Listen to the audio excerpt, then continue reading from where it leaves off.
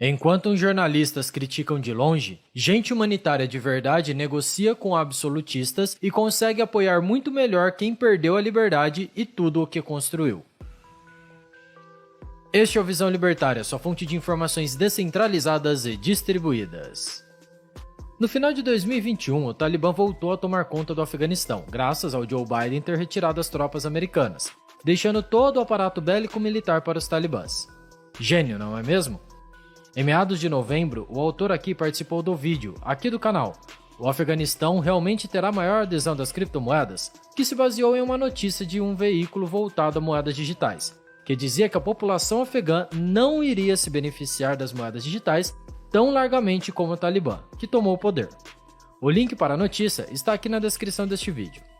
Na época, e para quem não entendeu totalmente o que representa o Bitcoin, essa ideia poderia fazer sentido. Com a destruição das infraestruturas de energia e comunicação do país, a população teria mais dificuldades para acessar o Bitcoin.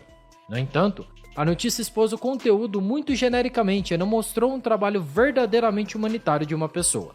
Por isso, vamos aqui não só criticar o vídeo anterior, mas também falar de Roya Mahbub e como ela tem conseguido proporcionar aos afegãos terem propriedade e liberdade de uso do dinheiro, principalmente as mulheres, que são absurdamente maltratadas sobre esse regime religioso absolutista. Imagine a seguinte conjuntura. Uma mulher no Afeganistão vê sua casa invadida pelo Talibã, seus livros e fitas cassetes queimados, impedida de estudar qualquer coisa que não seja o Alcorão e ainda só ouvir o mulá, que é um pastor muçulmano, que mal sabe ler e escrever.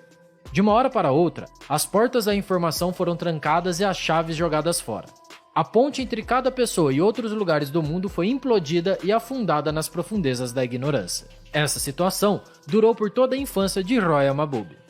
Apesar dela ter se mudado para o Irã, voltou ao Afeganistão em 2003, adolescente, quando as regras estavam um pouco menos rígidas e com a sociedade um pouco melhor. Em qualquer lugar com menos restrições, há mais perigo. Mas viver sob o domínio de pessoas, totalitárias ou não, é acima de tudo antiético e bem pior. São sempre melhores as incertezas da liberdade do que a certeza da servidão. Ela conheceu a internet nos cybercafés de Herat, a terceira maior cidade afegã. Depois disso, começou a cursar ciências da computação, e foi aí que ela conheceu um grupo de gente, digamos, diferenciada, que se autodenominavam cypherpunks. Mahbub conseguiu fazer um curso universitário. Ao final, ela criou uma empresa chamada Citadel Software, que atendia aos governos dos Estados Unidos e do Afeganistão. 85% da empresa era de mulheres. Por conta dessa proporção, muitas famílias se sentiam mais confortáveis em deixar suas filhas trabalharem lá. Mahbub criou uma plataforma de nome Woman&X, que visava ajudar mulheres afegãs a trabalhar de casa, sendo pagas pela quantidade de tarefas que eram feitas. O trabalho era criar vídeos curtos, escrever artigos e traduzir documentos, semelhante à divisão de tarefas no canal Visão Libertária, que possui remuneração em satoshinhos. Inicialmente, a empresa pagava com dinheiro afegão, mas muitas delas queriam mandar para familiares exilados. O meio era o Havala, que é um sistema arcaico, que dependia de corretoras e de uma rede de intermediários. E pior, não mostrava se o dinheiro havia chegado ao destinatário. Não dava para saber se era rápido ou demorado, nem se a operação tinha dado certo. E também, ela não queria dar o dinheiro para os maridos e os pais delas, porque, se eles soubessem dessa renda, iriam confiscar tudo. Então, em 2013, conversando com um italiano, parceiro de Mahbub, ela soube do Bitcoin. Na época, ele estava lá em $13 e no mesmo ano, subiu para 70. No começo, ela pensou que as mulheres iriam achar difícil e não iriam querer usar, mas tentou mesmo assim. Afinal, era um jeito melhor do que a rede de corretoras. E deu certo.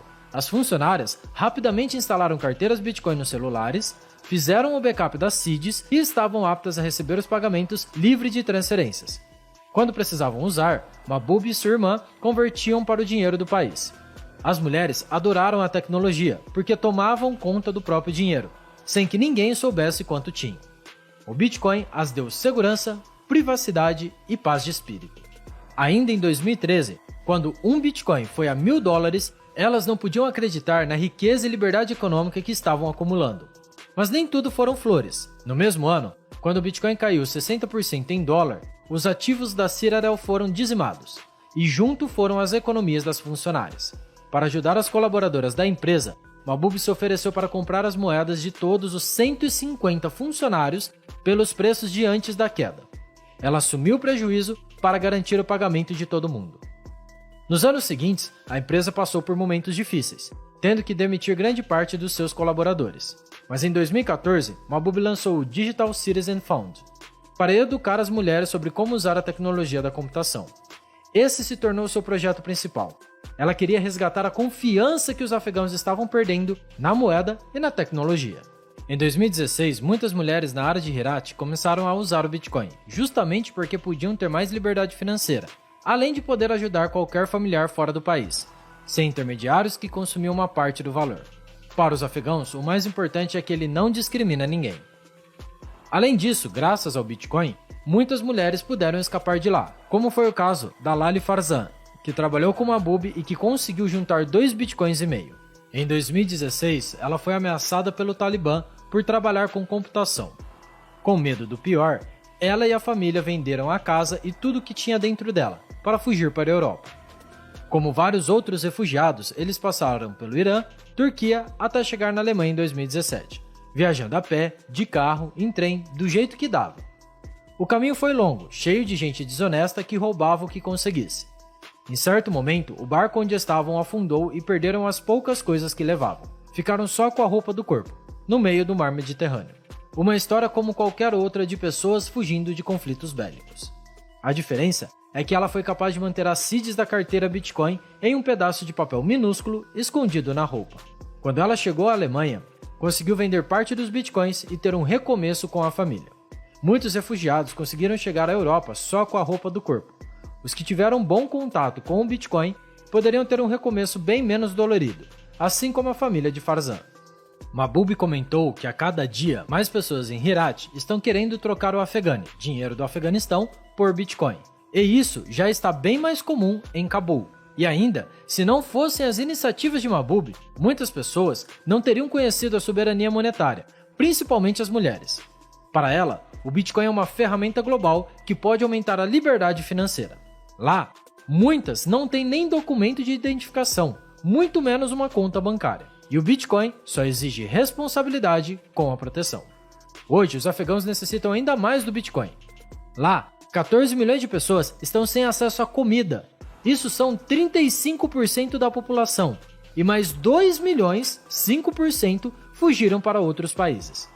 Para piorar, quem recebia remessas de dólares para se sustentar ficou sem essa alternativa. A Western Union e a MoneyGram cortaram os serviços. Tem mais, o FMI congelou 99% das reservas estrangeiras do país. Os alemães suspenderam 300 milhões de dólares em ajuda. O Banco Mundial cortou mais de 18 bilhões de dólares e a ajuda ao desenvolvimento, que era mais de 4 bilhões de dólares, acabou. Apesar do Talibã poder esmagar todas as empresas e frear a modernização financeira, ele não pode parar o Bitcoin. Os talibãs podem até destruir a moeda fiduciária, como fizeram em 1996, quando a declararam sem valor, por não ser, pasmem, islâmica o suficiente. Felizmente, o Bitcoin ignora religiões. Mahbub diz que seus pais fugiram do Afeganistão depois da tomada pelo Talibã, mas não puderam levar absolutamente nenhum dinheiro. Quando conversou com eles, ela os avisou que trocassem alguns afeganes por Bitcoin. Os pais dela não acharam que seria necessário, e quando o caos se instaurou, eles tiveram que abandonar tudo, a terra natal, seus pertences e todas as economias.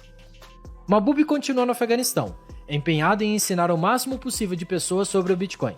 Inclusive, ela chegou a negociar com o Talibã, diretamente com o porta-voz Timothy Wicks, para manter os programas educacionais em andamento. Ela argumentou a eles que o Bitcoin é semelhante ao padrão ouro, que é uma ideia aceita melhor. Assim, as pessoas usam sem serem perseguidas. Seu objetivo não é fugir para discursar criticando o Talibã de fora do país, protegida. Ela entende que isso é demagogia e acha melhor continuar lá para pressioná-los e trabalhar, ajudando as pessoas na sua terra natal. Graças às negociações dela, os líderes aceitaram que ela continue ensinando as mulheres. Assim, muitas poderão continuar a aprender a usar o Bitcoin e então participar da economia digital.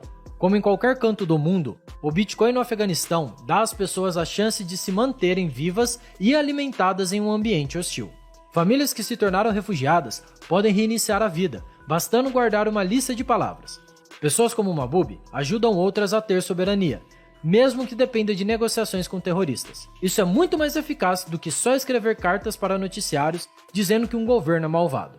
Até o Talibã, se aceitar uma moeda nada islâmica, também vai poder usar. Essa história não é uma exceção. Ela mostra que centenas de pessoas comuns, principalmente em locais hostis, vão usar o Bitcoin para ter o mínimo de dignidade. Obviamente que viver longe do acesso à internet é uma dificuldade a mais para acessar o Bitcoin. Entretanto, as telecomunicações vão se expandindo e as pessoas vão migrando para as cidades. Enfim, a história relatada no artigo passado é leviana. Ela não considera tantos casos de aprendizado fundamental para viver o dia a dia com soberania monetária. Por aí, tem muito mais gente bitcoinheira de verdade do que a gente pensa.